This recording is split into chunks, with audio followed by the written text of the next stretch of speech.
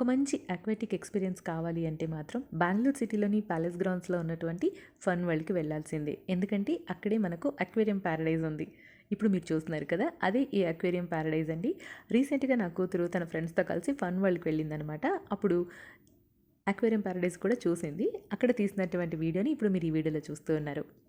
ఈ ప్యారడైజ్ యొక్క స్పెషాలిటీ ఏంటో తెలుసా అండి? Under water tunnel.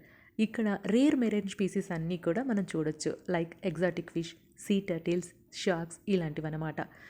Entry ticket week డేస్లో కొద్దిగా తక్కువ, వీకెండ్స్లో కొద్దిగా ప్రైజింగ్గా ఉంటుంది. సో దానికి కాంప్లిమెంటరీగా వాళ్ళు ఆల్టర్నేటివ్ డేస్లో వీక్లో 3 టైమ్స్ మనకి ఇక్కడ మెర్మైడ్ షో అనేది కండక్ట్ చేస్తారట.